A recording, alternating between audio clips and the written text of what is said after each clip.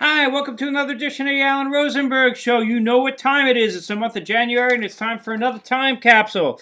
And this is one video for each year showing you my history of rock and roll for each of those years by showing you my collection. So, this year, starting in January, we've done 1965, 1975, 1985, and today we are going to do 1995. Now, all these other years that you see, 1971 through 2014 right there, in 10-year increments, they're already done. So if you go to my channel, you go to playlist, you go to Time Capsule, you will see favorite albums by year Time Capsule, and this will be the 24th video. So you could check out each particular year, and I show you my favorite albums of each year, and I wind it up with my top 10. Let's do 1995. Apparently, that was a hell of a year for me because I bought 141 albums that year. Surprising. I didn't think in the 90s it would be that many, but it was even more than 75. And out of those 141, plus 3 box sets I'm going to show you, I'm going to show you 52 today. And I'm going to wind up with my top 10, and again, it's based on play. Without further ado, I don't want it to be too long. In alphabetical order, for lack of a better word, these are the runner-ups to the top 10. These are all albums that I really like that came out in 1995. Starting off with the Allman Brothers, another good live record. It's called Second Set. Ian Anderson did a really interesting instrumental album called Divinities, 12 Dances with God. A really cool, interesting listen. The Beatles, remember 1995? Well, that was the first edition of Anthology. And what a hugely successful series that was, with the movie and the Laserdisc I had and the DVD. Anthology 1 from the Beatles. Band called Black Hawk. I don't know if you know who they are. They're kind of a country rock band. That fella right there on your left, that is Henry Paul from the Outlaws. And then the Henry Paul band, then he did Black Hawk. This is an album called Strong Enough, and it's a very country-ish kind of country rock album, but it's good. Blur put out The Great Escape. A really good Blur album for sure. Country Home, you know a lot of the song. Charmless Man. Fine record from Blur. David Bowie put out an interesting one called Outside. It is actually not one of my favorite Bowie albums, but it is David Bowie, and I'm a huge fan. And there's some really good stuff on here. What was that one? Heart's Filthy Lesson. That's a really cool track. Garth Brooks put out Fresh Horses. There you go. Tracy Chapman had a pretty big record. Kind of a bit of a return for her. New Beginning. And this actual album had a couple of pretty big hits on it at that time. Give Me One Reason, the biggie. Good record. This was a cool one, The Chieftains. And this is called The Long Black Veil. Now, this is an interesting album if you don't know this. You have special guests on each song. So you got Sting, none other than Mick Jagger singing The Long Black Veil. Sinead O'Connor, Van Morrison, Mark Knopfler, Ry Cooder, Sinead O'Connor, Marianne Faithfull. You can see it, and it actually ends with the Rolling Stones doing the Rocky Road to Dublin. This is a cool album by the Chieftains. I totally dug that one. Elvis Costello, Kojak Variety, an interesting collection, as you can see right there. Dire Straits put out Live at the BBC. Pretty good recording for sure, because it's nice to have that really early Dire Straits with Pick Withers on drums, recorded live, and you get that What's the Matter Baby, which was never on any studio record. Great track.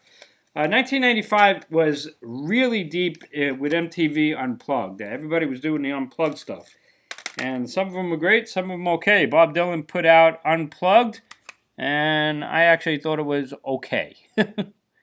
There's also a DVD of that.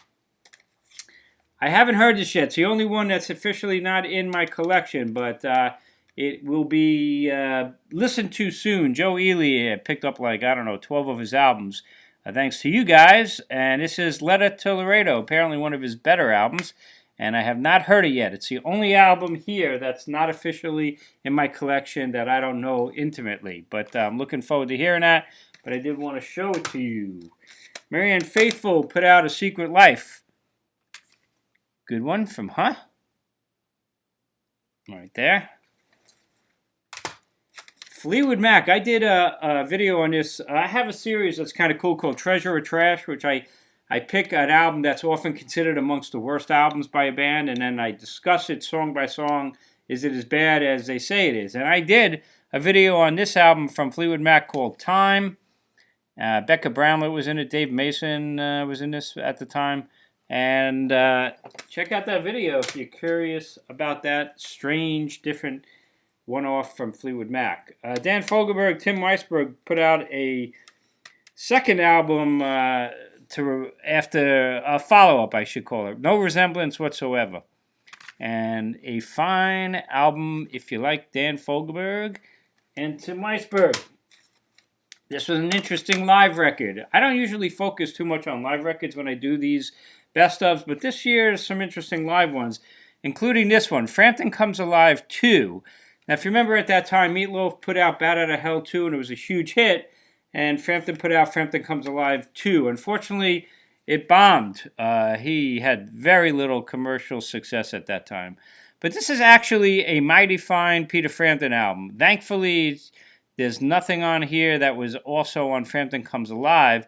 Some really cool things on here. Most of all, some things on here that you don't find anywhere else. Hang On to a Dream. But it's a good album for sure. Peter should have put Breaking All the Rules on here. That's an amazing track, but he didn't. Ian Hunter's Dirty Laundry wins the award for the best cover. Look at that. It looks like a washing machine. Isn't that cool? Love that. That's the cover.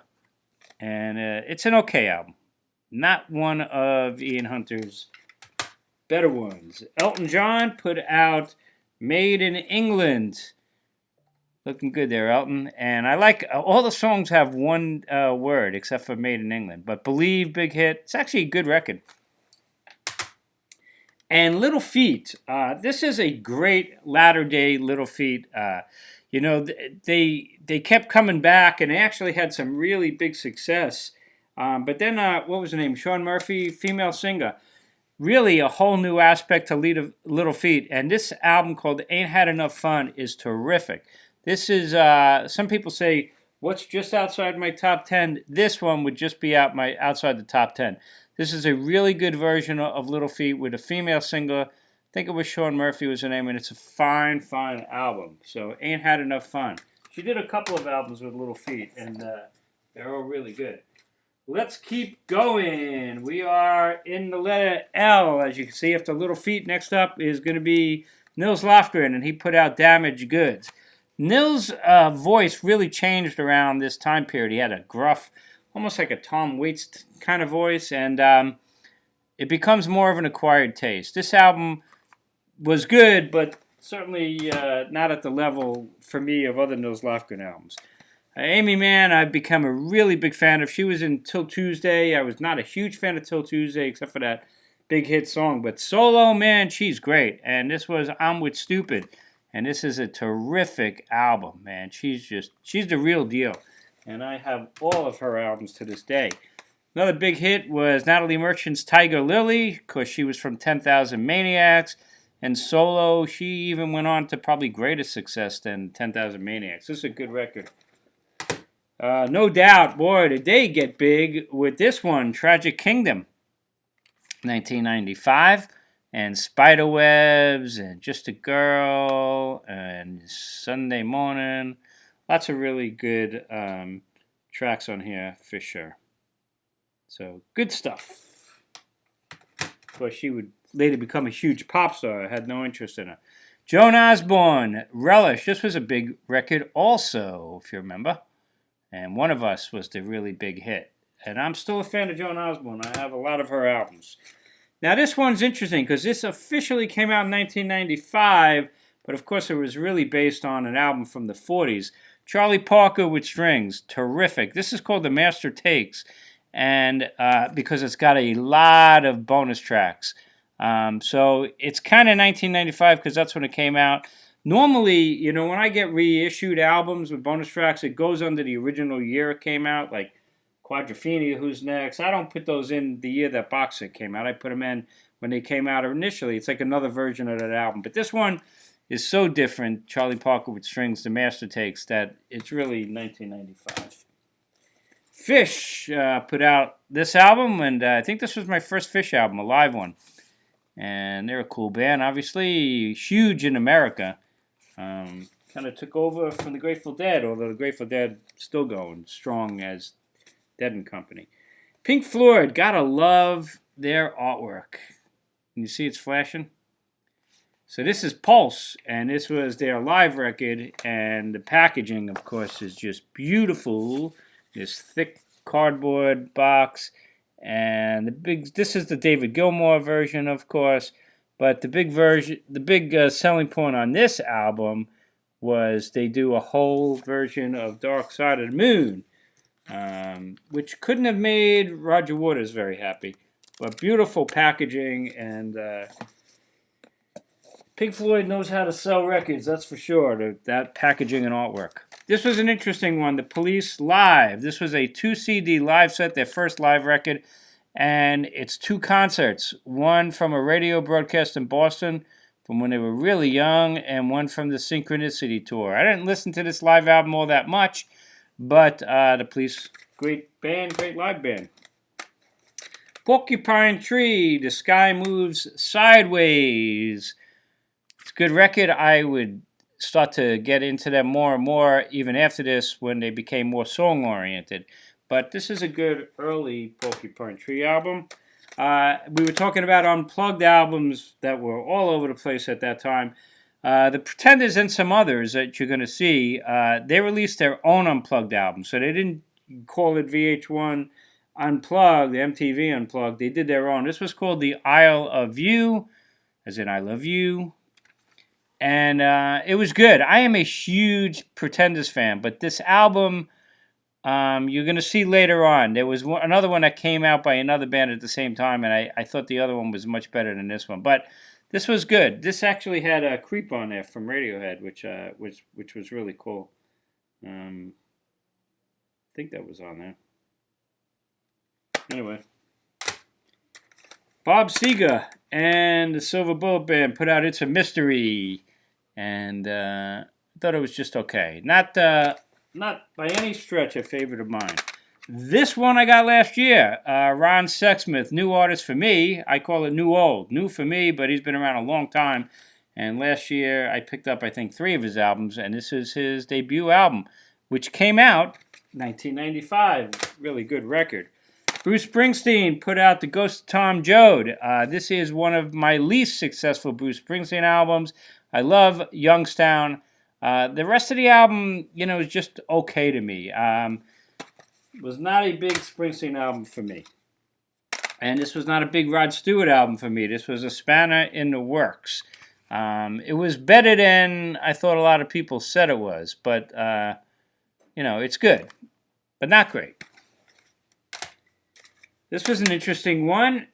You have Eno and you have U2, and they put out Passengers, original soundtracks 1. And pretty cool. Obviously, Eno works very closely with U2, so it's an interesting listen. And Miss Sarajevo is phenomenal, that track. And we got 2 more out of these, and then we're going to get to the biggies. Wishbone Ash had 4 live records released that year. You know, archive stuff. But this was a quote-unquote official one. This is called Live in Geneva. A lot of bootlegs of this out there, and but this is the real one. And it's good. Great? No, but it's definitely good. Another version of Wishbone Ash led by Andy Powell. And Bill Wyman released an album called Stuff, solo record. He couldn't even get it distributed in America.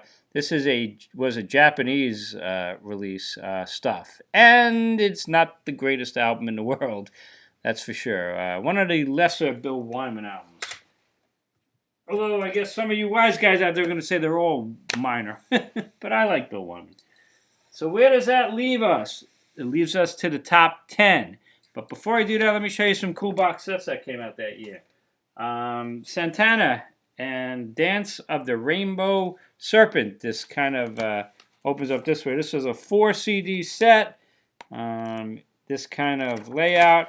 There's so many Santana compilations that I have and that's been released, but this is a good one. There's a lot of good stuff on this box set. So Santana, we'll stick you over there, Carlos.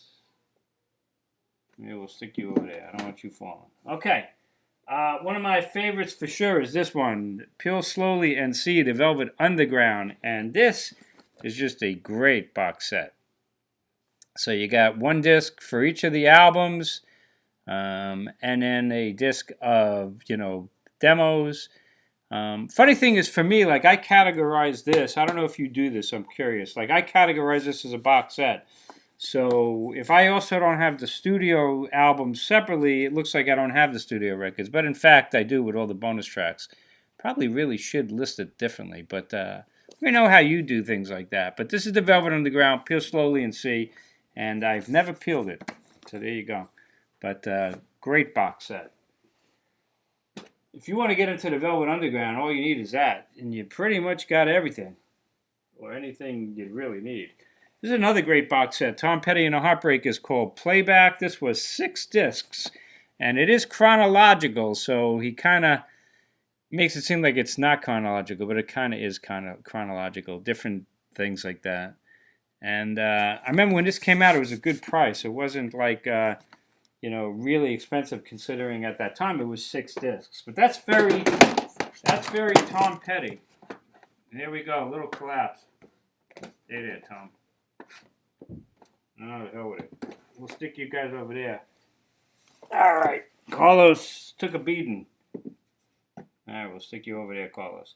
But Tom Petty was always like that. I remember in the late 70s, he had a fight with the record company about the album Hard Promises. He would not release the album unless they lowered the price. So Tom Petty, pretty cool guy for that. All right, are you ready for the top 10 of 1995? Number 10, Radiohead, The Bends. Flake Pacific Trees, by Iron Lung. You know this album, I'm sure. Great album, classic from Radiohead. That was my number 10. At number 9, remember I was talking about the Isle of View from the Pretenders, and another band did the similar thing, but I like the other bands better. That was this one at number 8, Heart, and they released an unplugged album called The Road Home. And this is a terrific unplugged album. This is just great. Even the song like All I Want to Do Is Make Love to You, which is not a song that I particularly like, the unplugged version is just warmer, better in a way. This is a really good album. River is the Joni Mitchell track. It's just strong. Good release from Heart. And that's number 8, The Road Home. And again, my top 10, always based on play. How much did I play them? 10, 9, 8. Paul Weller, Stanley Road. Great album from Paul. You Do Something to Me, man. I love that song. But a lot of Out of the Sinking. A lot of great songs on this album. This is a really good Paul Weller album. If you are not familiar with Paul Weller, that's a good one. Now, at number 10, 9, 8, 7, the Jayhawks. This is a great Jayhawks album. Tomorrow, The Green Grass. You may know the song Blue. The opening tracks had some cover versions of it.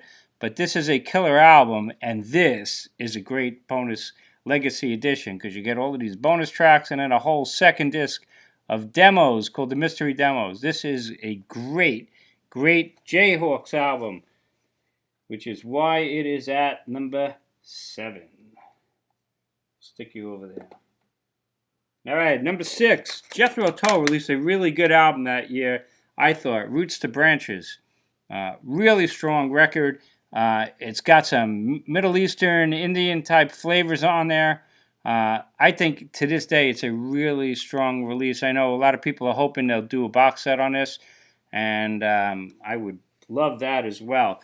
I will tell you there's some really great melodic tunes on here that you missed. Beside Myself, that track right there is amazing. You probably never heard it. You should. At Last Forever is another beautiful melodic kind of ballad. Stuck in the August Ring comes next. And another Harry's Bar. Those mellower Jethro Tull songs I always loved. And there's a bunch of great ones on this album that are kind of lost. So, there's a pick for you right there. Roots to Branches, Jethro Tull. You can't talk about 1995 without talking about Alanis Morissette and Jagged Pill. Jagged Little Pill. This album is just a perfect route. Every song is really well known. And Alanis has really had a wonderful career just because of this album alone. So, yep. Fantastic release. Jagged Little Pill from Alanis Morissette. 10, 9, 8, 7, 6, 5. Number 4, we're going with Pulp and Different Class. And that is a tremendous album. Common People, you know that. But, you know, oh my God, this whole album, Feeling Called Love, Sorted for Ease and Whiz, Something's Changed. Amazing record from Pulp. 10, 9, 8, 7, 6, 5, 4. Number 3, very close to Pulp, Oasis. And What's the Story? Morning Glory. Classic album. Great album. And of course, Wonderwall took over the world, but Don't Look Back in Anger, Champagne Supernova, Morning Glory. It's a great album. And there's a deluxe edition of it. So that is the number 3 album of the year. Let's put that over there. Number 2, Emmylou Harris and Wrecking Ball. This album is tremendous. Love this album. And if you never heard it, it is great. Daniel Lanois was a hugely successful producer, certainly around that time. He's got this whole kind of his own sound, and it just warms around Emmylou Harris's voice. Tremendous release. That was my number 2. Now, at number 1, a little bit controversial on both sides, but it is what it is. It's going to be split because the number 1 album, well, regular album, would be the Rolling Stones and Stripped. Another unplugged album that didn't go under the MTV Unplugged, VH1 Unplugged banner. They did it on their own. This is a good, really good unplugged album. I think it should be better known than it is, because Like a Rolling Stone was not unplugged, but it's a tremendous version that I love. But you get some really cool things on here, like Not Fade Away, which was the opening track on the tour of Voodoo Lounge Tour. Shine a Light, not the best version, but an amazing song. Spider and the Fly, how cool was that? I'm Free, how cool was that? Wild Horses is good. Let It Bleed is good. Dead Flowers is really good. Slipping Away, nice track there. Angie's a good version. Love in Vain, they kind of mess it up. They go back and do it again. It's kind of fun. Sweet Virginia. And they ended with Little Baby, which is the only place to find it is on Strip. This is a really good unplugged album, and I listen to it all the time, which is why it's sort of my number 1 album of the year, but it's actually not. My number 1 album of 1995, which has an asterisk, says I never like to put compilations as a best album because it's a little bit of a cheat. But there was one album that stood out of all of these. My most played album of 1995 was a compilation, and it's Carla Olson, Wave of the Hand, the best of Carla Olson. This is a really good way to get into Carla Olson if you want to experience her. A lot of this has Mick Taylor, because she worked with Mick Taylor at this time. Of course, Mick Taylor from the Stones. But you get Midnight Mission and Delgado and Every Angel in Heaven and Cedar Creek and Gotta Get Back Home and Justice, Within an Ace, Honest as Daylight, Kinder Wars, Special, Wave of the Hand. All of these songs are deep in my heart. And by far, the number 1 album of the year, really for me, is Carla Olson. Wave of the Hand, the best of Carla Olson. But yeah, it is a compilation. But still, that would be my number 1 album of the year. So there you have it, 1995, a lot of albums. I picked up 141, and I showed you something like, 55. So that was pretty quick. Again, number 1, Carla Olson. Number 1, the Rolling Stones Stripped. Then we go Emmylou Harris with Wrecking Ball. We got What's the Story, Morning Glory, Oasis, Pulp, Different Class. We got Jagged Little Pill, Alanis Morissette. We got the Jayhawks, Tomorrow the Green Grass. We got Jethro Tull, Roots to Branches. We got Paul Weller, Stanley Road. We got The Heart, The Road Home, and Radiohead, The Bends. Really good stuff. I hope you'll agree. And all of this other stuff that I showed you as well. As always, let me know what your favorite albums were from 1995. What were you listening to? Now, as we get into the 90s, I'm missing a lot of stuff, I'm sure. A whole genres of rock that I probably didn't get into.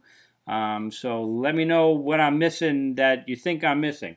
I'm always open to hearing new things. And that's about it.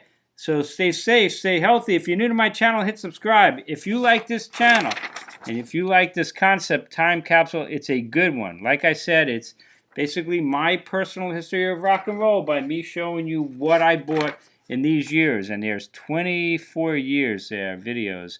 And still in the month of January, I'm going to do 2 more. We're going to do 2005 and 2015. And then Time Capsule will be put to rest for another year. Thanks so much again. I will see you next time on the Alan Rosenberg Show.